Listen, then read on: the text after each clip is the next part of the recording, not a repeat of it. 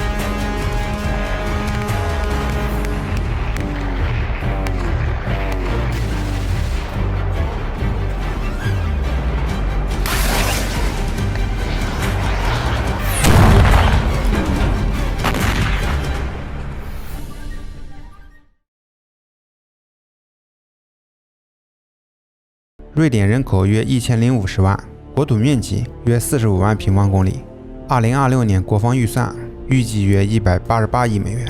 占 GDP 约 2.8%。如果只看今天，瑞典并不算一个典型的军事强国，但如果回到冷战时期，情况完全不同。20世纪70年代，瑞典军事实力达到顶峰，空军规模超过1000架战斗机，一度位居世界第4。海军拥有先进潜艇，能够在波罗的海执行高强度反舰与封锁任务。陆军则构建起完整的国土防御体系。当时瑞典的战略逻辑很清晰，一旦爆发战争，必须依靠本土力量独立抵抗入侵，因此全民动员体系极其完善。冷战末期，瑞典可动员兵力达到70万人，几乎所有男性都接受过军事训练，这是一支典型的全面战争型军队。但冷战结束后，瑞典做出了一个关键判断：欧洲将长期和平。于是，他开始系统性削弱军力，包括大规模裁军、关闭军事基地、削减国防预算。到2015年，军费占 GDP 比例下降至 1%， 成为欧洲最低之一。更关键的是，2010年，瑞典废除了和平时期的强制征兵制，转向志愿兵役。这意味着其战争动员能力出现了结构性下降。用20年的时间，瑞典主动放弃了原本为全面战争准备的一整套体系。在地缘战略上，瑞典的核心方向并不是在北极，而在波罗的海。其中最关键的一点就是哥特兰岛，该岛距离俄罗斯高度军事化的加里宁格勒飞地仅约200公里，使它几乎成为波罗的海的控制节点。一个防御严密的哥特兰岛，使得俄罗斯更难向波罗的海国家投射力量，并使任何潜在的军事侵略变得更加复杂。换句话说，谁控制了哥特兰岛，谁就能在很大程度上主导波罗的海的军事态势。冷战时期，瑞典在此部署重兵，包括一个装甲团、一个机械化旅、一个炮兵团、一支防空部队和一个海岸炮兵团。驻军兵力如此强大，以至于该岛也被戏称为航空母舰哥特兰。但是到了2005年，瑞典却撤出了该岛所有常驻部队，一个战略核心区域被主动去军事化。这一决策在当时或许符合和平红利的逻辑，但从今天回看，无疑风险极高。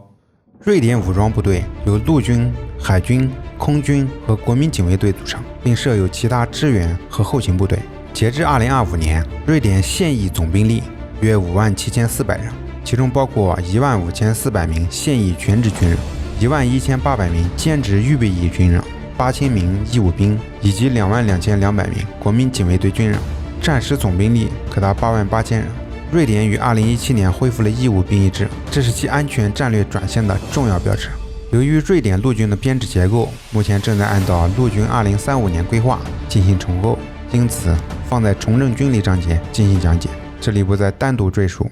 陆军装备库存方面，目前拥有110辆 STR 为122主战坦克在役，其实就是豹 R-A5 坦克的瑞典改进型。步兵战车方面，拥有450辆 CV9040步战车，其主要武器是一门40毫米博福斯 4070B 型火炮。装甲运兵车约1540辆，其中包括帕特里亚 8x8 和6x6轮式装甲车约340辆，RG3R 侦察兵防地雷伏击车约380辆，以及 BV308、309和 BV410全地形装甲车共427辆。远程火力方面，拥有84门牵引式迫击炮和40辆米约纳尔自行式迫击炮。米约纳尔系统本质上是 CV90 底盘上配备2门120毫米迫击炮，此外还拥有24门弓箭手自行火炮系统。总体来看，瑞典陆军规模不大，但机械化水平较高，体系完整，更强调机动性与信息化作战能力。瑞典空军目前共有约210架飞机，其中94架为 JAS-39CD 鹰式战斗机，另有3架 JAS-39E 已交付，6架 C-130H 大力神，其中1架具备空中加油能力，2架萨博310运输机，4架湾流4喷气式飞机，包括2架信号情报机和2架贵宾运输机，以及15架 UH-60黑鹰直升机，18架 NH-90 直升机和20架阿古斯塔维斯特兰直升机。其余飞机由各类运输机和教练机组成。在作战运用上，瑞典空军长期强调分散部署能力。冷战时期，其建立了一套分散式基地体系，大量森林公路被改造为战时简易跑道，并配套设置伪装停机位以及地下燃料和弹药储存设施。在危机状态下，战斗机可以迅速分散至多个临时起降点执行任务，并在极短时间内完成再次出动，从而有效降低固定机场遭受打击带来的风险。因此，瑞典空军的核心优势不在数量，而在极强的战时生存能力与持续出动能力。瑞典海军共有387艘舰艇，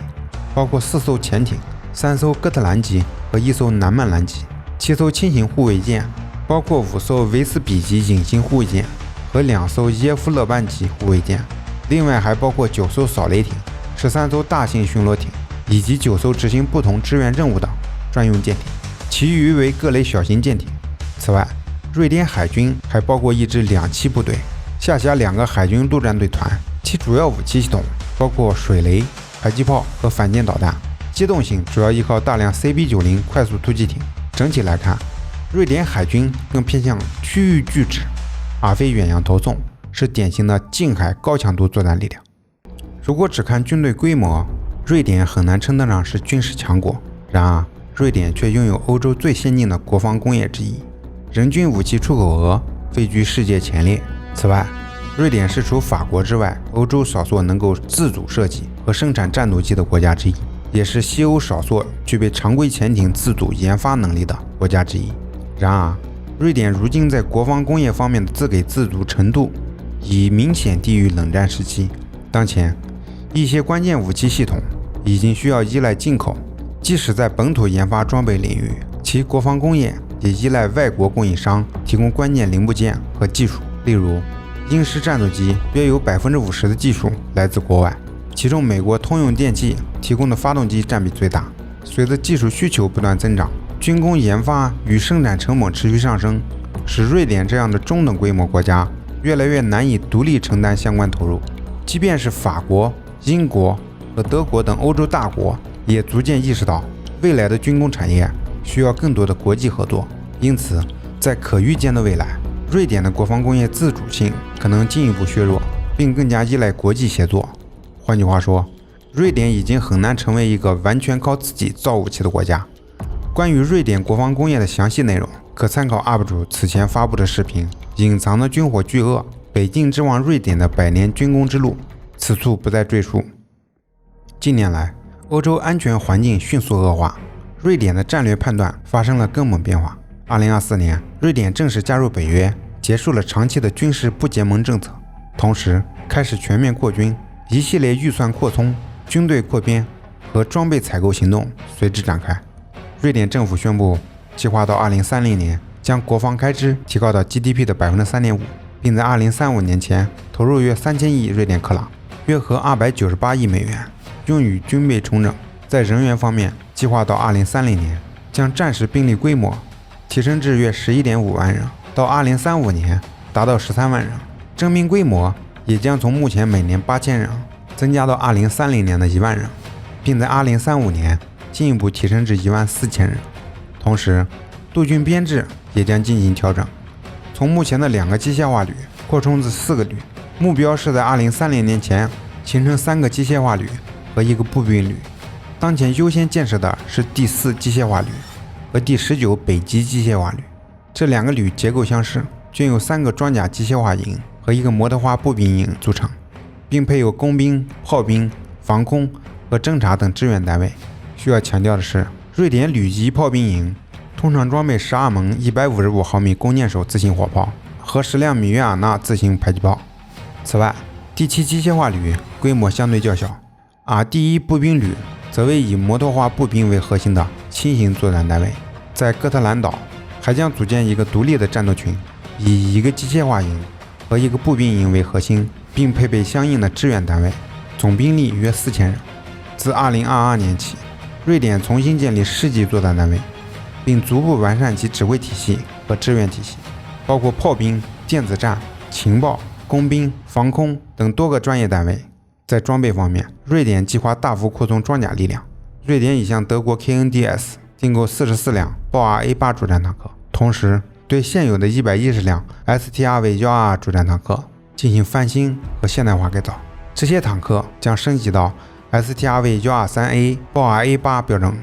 这将使瑞典武装部队能够在2031年前获得154辆新型和现代化升级的豹 2主战坦克，同时还将采购415辆帕特里亚 6x6 装甲车、400辆 BV410 全地形车以及更多的 CV90 步战车。在远程火力方面，已订购48门弓箭手火炮，并计划采购40辆新的米约尔纳系统。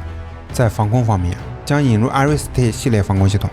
与现有的爱国者系统共同构建多层防空网络。在空军现代化方面，瑞典将采购新的60架鹰狮 E 战斗机，以确保技术优势。瑞典的长期计划是到2030年拥有120架鹰狮战斗机，其中一半是 E 型。鹰狮 E 型战斗机在 CD 型的基础上进行了多项重大升级，包括更强大的 GEF414G 发动机、更大的内部燃料容量以及10个外部挂点，可挂载更大的武器和传感器载荷。瑞典海军也正在进行重大升级，其中包括将为5艘维斯比级轻型护卫舰配备海捕手防空系统，并启动4艘吕勒奥级护卫舰的采购计划，以扩大水面作战能力。该级舰规划排水量3000至4500吨。除了萨博公司的国产方案外，还将考虑其他方案，主要是法国的 FDRI 级护卫舰，该舰有可能成为瑞典海军的主力作战舰艇。潜艇方面，瑞典正在采购和建造2艘 AR6 布莱金厄级潜艇，以取代老旧型号，增强隐蔽性和作战能力。2艘潜艇分别计划于2031年和2033年交付。3艘现役的哥特兰级潜艇已经完成中期升级改造，预计服役到2030年代末。同时，瑞典将升级岸基反舰导弹能力，将萨博公司的 RBS-15 Mk3 反舰导弹集成到安装在卡车上的发射模块中，并将启动新型潜艇鱼雷水雷的采购工作。上述举措的核心目标是恢复瑞典在高强度战争中的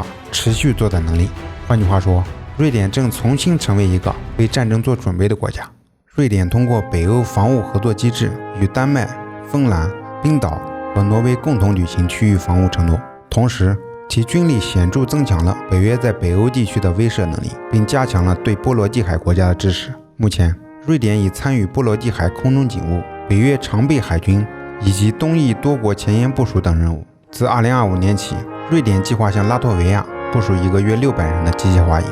未来其一个旅级单位将长期准备支援芬兰。瑞典正逐步将自身定位为北欧与波罗的海地区的重要后勤与作战枢纽。通过一系列军力重整举措，瑞典已经转型为北约的重要安全伙伴，并成为波罗的海防务体系的重要组成部分。在欧洲安全环境持续变化的背景下，瑞典的转向某种程度上也反映了整个欧洲战略思维的转变。